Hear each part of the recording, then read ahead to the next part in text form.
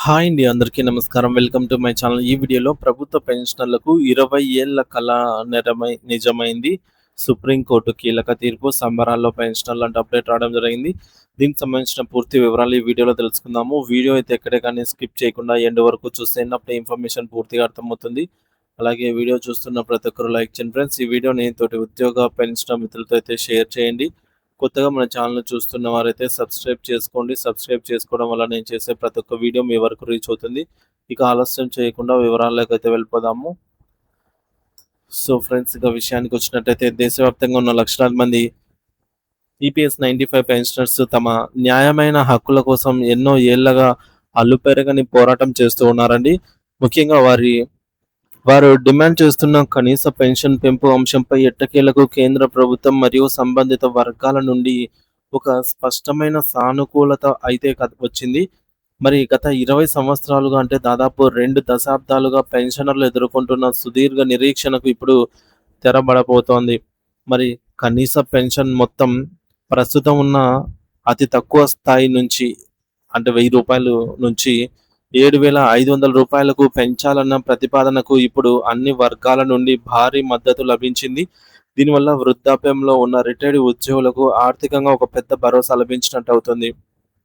ప్రస్తుతం చాలామంది పెన్షనర్లకు నెలకు కేవలం రూ. 1000 మాత్రమే లేదా అంతకు తక్కువ మాత్రమే నామమాత్రపు పెన్షన్ అయితే అందుతోంది.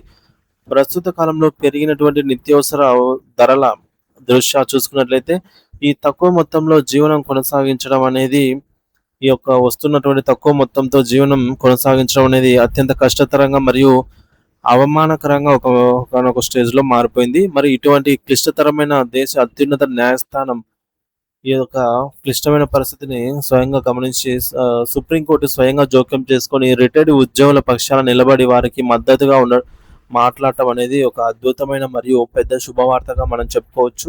దీనివల్ల ఈపీఎఫ్ఓ సంస్థలో త్వరలోనే విప్లవాత్మకమైన మార్పులు రాబోతున్నాయి. కేవలం నిబంధనల మార్పు మాత్రమే కాకుండా ఈపీఎస్ సభ్యులకు గరిష్ట స్థాయిలో ఆర్థిక ప్రయోజనం చేకూరేలాగా సరికొత్త చట్టాలను మరియు నిబంధనలని ప్రభుత్వం రూపొందించడం జరిగింది. అధికారిక వర్గాల నుండి అందుతున్న అత్యంత విశ్వసనీయ సమాచారం ప్రకారం కనీస పెన్షన్ మొత్తాన్ని రూ. 1000 నుండి నేరుగా రూ. 7,500 పెంచాలన్న ఫైలుపై ఉన్నతాధికారుల తుది కసరత్తు మరియు ఆర్థిక శాఖ పరిశీలన ఇప్పటికే పూర్తయింది. దీనిపై ప్రభుత్వం త్వరలోనే అధికారికంగా ముద్ర వేసి వచ్చే కేబినెట్ సమావేశంలో ఆమోదించి అమలు చేసే దిశగా అడుగులు పడుతున్నాయి. ఒకవేళ ఈ నిర్ణయం అమలైతే దేశవ్యాప్తంగా వివిధ రంగాల్లో పనిచేసి రిటైర్డ్ అయినటువంటి లక్షలాది మంది వృద్ధుల ఆర్థిక స్థితిగతులు ఒక్కసారిగా మారిపోతాయి మరియు వారిలో కొత్త ఆశలు చిగురిస్తాయి. పెన్షన్ పెంపుతో పాటు దరఖాస్తుదారుల సౌకర్యం కోసం కేంద్ర ప్రభుత్వం మరొక వినూత్నమైన మరియు అద్భుతమైన సౌకర్యాన్ని కూడా అందుబాటులోకి అయితే తీసుకొస్తుంది. అదేనండి పెన్షన్ నగదును ఎక్కడి నుంచైనా సులభంగా తీసుకునే విధంగా ఏటీఎం విత్‌డ్రా సౌకర్యం అన్నమాట. ఇప్పటి వరకు తమ పెన్షన్ నగదు కోసం లేదా ఈపీఎఫ్‌కు సంబంధించిన ఇతర మొత్తాల కోసం వృద్ధ పెన్షనర్లు ఎండలో, వానలో బ్యాంకుల కార్యాలయాల చుట్టూ లేదా ఈపీఎఫ్ఓ ఆ ఆఫీసుల చుట్టూ గంటల తరబడి క్యూ లైన్‌లలో నిలబడి వేచి ఉండాల్సి వచ్చేది. కానీ ఈ కొత్త డిజిటల్ విధానం ద్వారా మీరు ఏ కార్యాలయానికి వెళ్ళాల్సిన అవసరం లేకుండా మీకు ఎప్పుడు అత్యవసరంగా డబ్బులు కావాలంటే అప్పుడు మీ ఇంటి దగ్గరలోని ఏటీఎం సెంటర్ల ద్వారానే నేరుగా మీ యొక్క నగదును విత్‌డ్రా చేసుకోవచ్చు.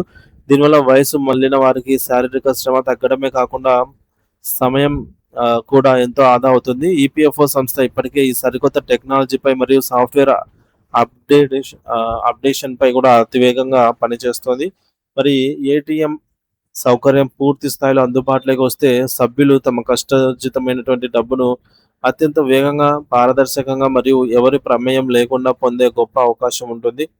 మరోవైపు ఈపీఎఫ్ మెంబర్ల సౌకర్యార్థం మరియు వారి ఫిర్యాదులు పరిష్కారం కోసం కేంద్ర ప్రభుత్వం కొత్తగా ప్రాప్తి అనే ప్రత్యేక ఆన్‌లైన్ పోర్టల్‌ను కూడా లాంచ్ చేయడం జరిగింది. ప్రాప్తి పోర్టలు. ఈ పోర్టల్ ద్వారా పెన్షనర్లు తమ పెన్షన్ దరఖాస్తుల స్థితిని, స్టేటస్‌ను ట్రాకింగ్ కూడా మరియు ఇతర సాంకేతిక సమస్యలకు సంబంధించి ఫిర్యాదులు అంటే స్టేటస్ చెక్ చేసుకోవచ్చు. లేదంటే కంప్లెయింట్ ఏమైనా చేయాలనుకున్నా చేయొచ్చు. ఎవరి సహాయం లేకుండా ఆన్‌లైన్‌లో సులభంగా పరిష్కరించుకోవచ్చు.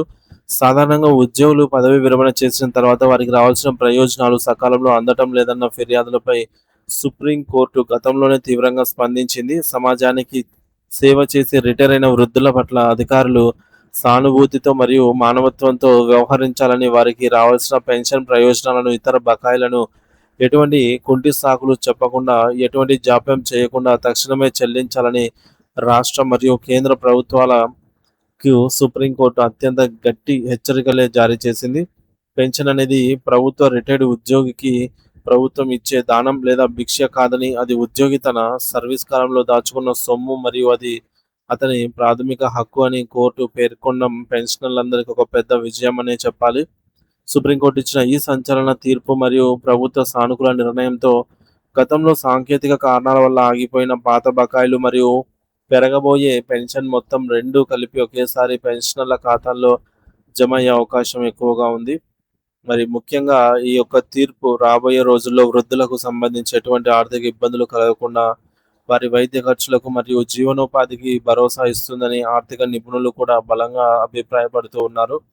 ప్రభుత్వాలు ఇకపై పెన్షన్ బకాయిల విషయంలో నిధులు లేవని గానీ లేదా ఇతర కారణాలు గానీ చెప్పడానికి అసలు వీలు లేకుండా కోర్టు స్పష్టమైన ఆదేశాలు ఇచ్చిందండి.